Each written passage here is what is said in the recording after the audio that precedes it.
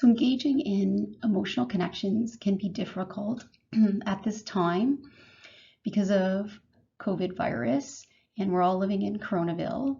And given that we're social beings, isolation isn't natural for us. The core of who we are and the bulk of our daily activities involve various types of social engagements, such as going through the drive-through just to even get a coffee, the various errands we do, going to work, who we text, who we call, and so much more. And I'm not going to list them all because there's just so many things missing from our lives at this time. And so this is the part that makes it difficult for us and can cause us to feel a little bit more lonely or isolated. And it's going to be something that's common for the majority of us. And there are many activities, that really have been interrupted. And so we can focus right now on what we do not have and what is interrupted and not occurring. However, it's more important right now to focus on meaningful aspects that remain in our life at this moment.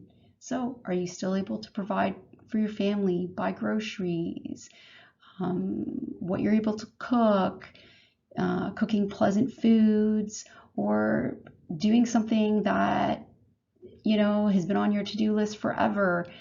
Are you still able to do some work, even if it's modified? Are you able to spend more time with your children?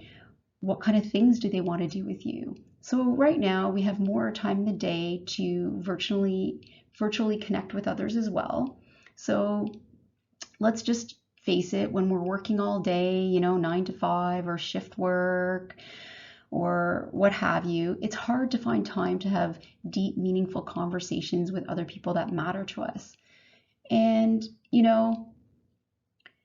I get that it's not the same right now because we're in Coronaville, we're stuck at home. However, when all we have is a lemon, sometimes we just got to make lemonade, and we've just got to focus on what we can do, what's available to us, the opportunities that we have now, even if they are small and little. So, just take a moment, think of those things, and try and make them as meaningful as possible. So while we're all stuck in Coronaville, we're also learning new ways to be alone with ourselves. So anytime we're alone for an extended period of time, it's natural, challenging emotions and memories can present.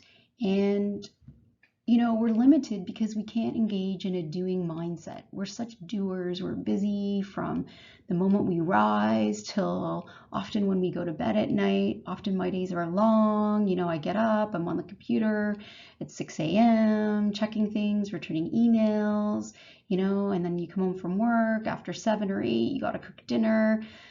It's a long day and we're busy doing. So right now, while we're in Coronaville, we get to switch and change our focus, and we just get to be in each moment as they present.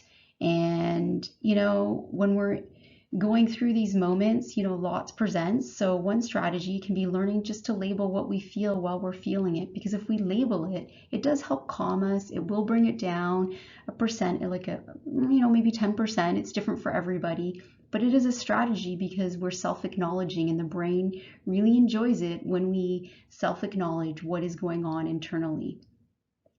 Also, when we meditate, we can learn to observe our emotions that are anchored in our body and relate to a particular experience. So you'll notice a lot of the meditations that are on the website right now do that.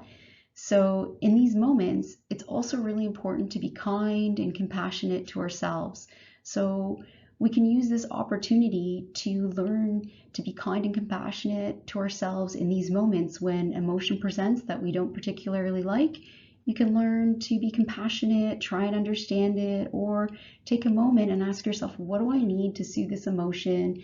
Do I need to think about it differently? Do I need to learn to reappraise any thoughts associated with the emotion? So just take a moment, learn to be with yourself, tune in, check in with what's going on within yourself, and try some of the strategies. Also, we're lucky we have FaceTime and texting and other modalities that we can connect with people.